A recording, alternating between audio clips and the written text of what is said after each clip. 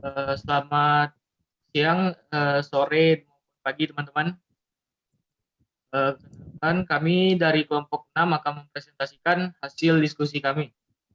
Sebelum kami mempresentasikan, sebelumnya kami akan memperkenalkan diri terlebih dahulu. Perkenalkan, nama saya Niko Kristiantio. Perkenalkan, nama saya Muhammad Rafli. Perkenalkan, nama saya Muhammad Rizky Ardilas. Perkenalkan, nama saya Rafli Nuradian. Perkenalkan, nama saya Theodor Linarta. Perkenalkan, nama saya Julian Joy. Dan perkenalkan, nama saya Zaki Harangga. Oke. Kami akan memulai presentasi kami. Mulai dari saya terlebih dahulu.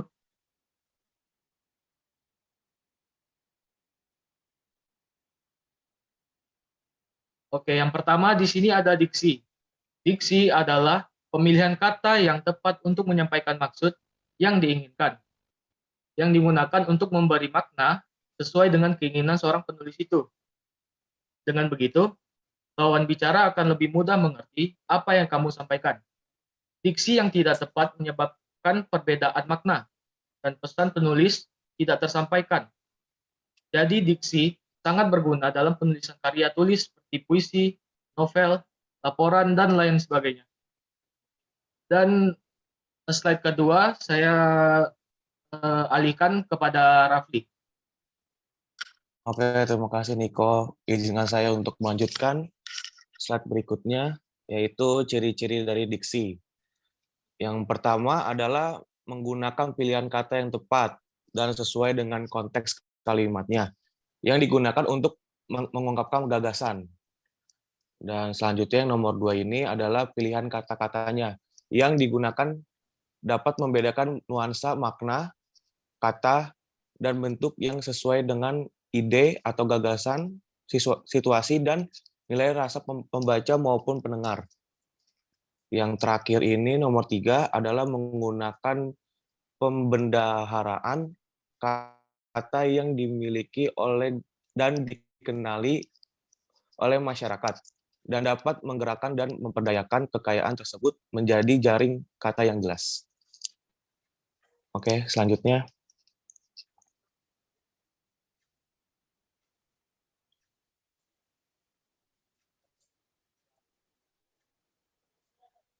Oke, jenis-jenis diksi.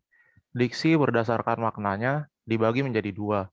Yang pertama itu adalah makna denotatif. Makna denotatif adalah makna yang sebenarnya dari suatu kata atau kalimat.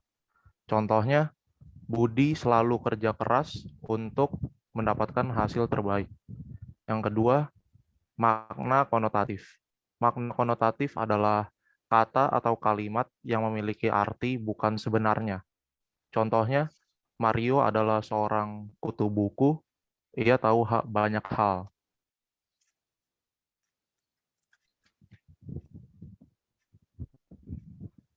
Lalu, diksi berdasarkan leksikal. Sinonim. Sinonim adalah kata yang mempunyai arti yang sama dengan kata lain. Contohnya, bahagia sama dengan senang, lezat sama dengan enak, pintar sama dengan pandai.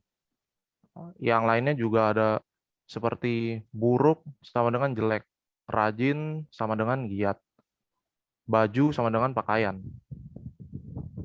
Contoh kalimat yang memakai sinonim itu seperti Dini menjadi anak yang paling pandai di kelas karena rajin belajar.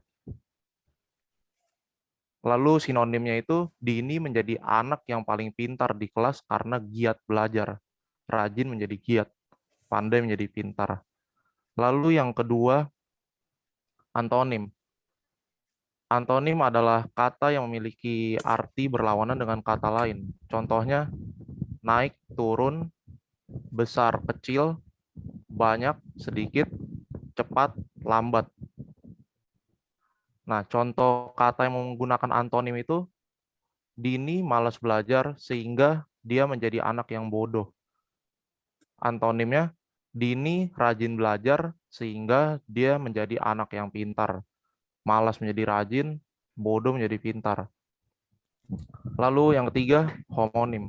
Homonim adalah kata yang memiliki lafal dan ejaan yang sama, namun artinya berbeda satu sama lain. Contohnya penggunaan kata bulan pada kalimat berikut. Bulan terlihat bulat penuh malam ini. Lalu menjadi semua karyawan mendapatkan gaji setiap bulan. Oke, selanjutnya.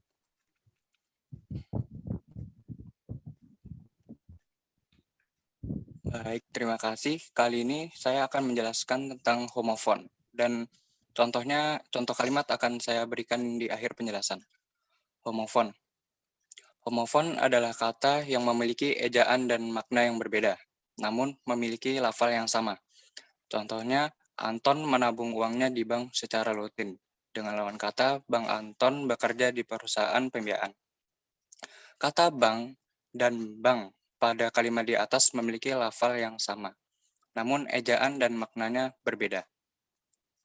Homograf. Homograf adalah kata yang memiliki lafal dan arti yang berbeda, namun ejaannya sama. Contohnya adalah, makanan favorit wanita itu adalah tahu goreng. Dengan lawan katanya, wanita itu tidak tahu kalau hari ini libur. Kata tahu pada kalimat di atas ejaannya sama, tapi memiliki arti yang berbeda. Yang ketiga, polisemi. Polisemi adalah kata yang memiliki lebih dari satu arti. Contohnya, para nasabah yang menabung di bank akan mendapat bunga setiap bulan. Dengan lawan kata, Andini adalah salah satu bunga desa yang paling cantik. Kata bunga pada kalimat tersebut memiliki arti yang berbeda walaupun menggunakan kata yang sama. Dan yang terakhir, hipernim dan hiponim. Hipernim adalah kata yang dapat mewakili banyak kata lainnya, sedangkan hiponim adalah kata yang dapat terwakili oleh kata hipernim. Contohnya, di kebun binatang itu terdapat banyak binatang liar, misalnya gajah dan singa. Contoh kalimatnya adalah untuk homofon. Pertama, aku rindu masa remaja saat masih sekolah dulu. Untuk yang kedua, masa demo yang merapat ke gedung DPR semakin banyak. Untuk homograf, pagi hari tadi aku sarapan buah apel.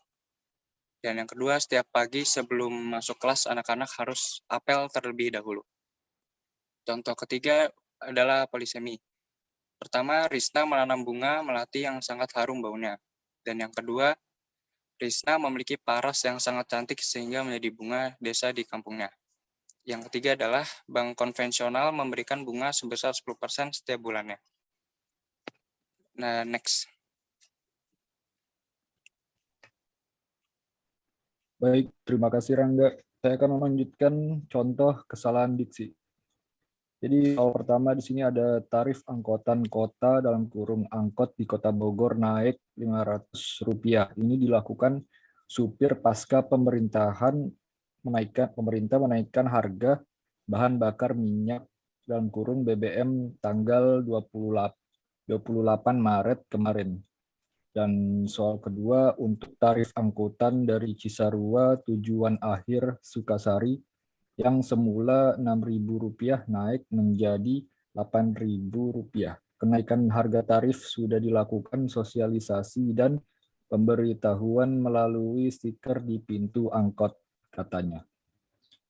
Dan selanjutnya perbaikan dari soal pertama, yaitu kesalahan dalam ejaan kata sopir itu tidak baku. Seharusnya diganti menjadi supir. Dan perbaikan di soal kedua itu kesalahan dalam diksi kata tujuan akhir kurang efektif untuk kalimat tersebut. Jadi seharusnya yang benar itu untuk tarif angkutan dari Cisarua menuju Sukasari. Baik, selanjutnya. Terima kasih Laji. Rizky. Contoh kesalahan Rizky yang nomor 3. Saya langsung minta waktu ke beliau untuk melapor, kata Ahok, di Balai Kota Ahad 22 Maret 2015. Dan nomor 4. Sementara itu, Pemprov DKI masih mengupayakan komunikasi yang komunikasi dengan pemimpin DPRD agar mereka menyetujui penggunaan APBD 2015. Kan boleh, tapi saya hubungi Ketua DPRD, Prasetyo Edy Masyam, sejak Jumat malam tadi diangkat, ucap Ahok. Kesalahan katanya adalah, tak mungkin Pak, mereka pasti malu kalau akhirnya kami menggunakan APBD 2015. Kata baiknya adalah, tak mungkin Pak, mereka pasti malu kalau akhirnya kami menggunakan APBD 2015. Keterangannya adalah, tanda yang digunakan pada akhir kalimat langsung seharusnya tanda titik bukan koma. Yang nomor 2, berikhtiar kan boleh, tapi saya hubungi Ketua DPRD, Prasetyo Edy Masyam, sejak Jumat malam tak diangkat. Kata baiknya adalah, berikhtiar kan boleh, tapi saya hubungi Ketua DPRD, Prasetyo Edy Masyam, sejak Jumat malam tak diangkat. Keterangannya, tanda yang digunakan pada akhir kalimat langsung seharusnya tanda titik.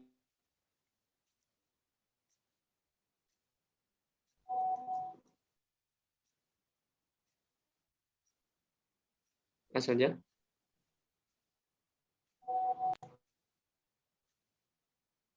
Oke, Baik, sekian baik. dari kelompok kami. Kami ucapkan terima kasih. Mohon maaf jika ada kesalahan kata dalam penyampaian presentasi kami pada saat ini. Sekali lagi kami mohon maaf dan terima kasih.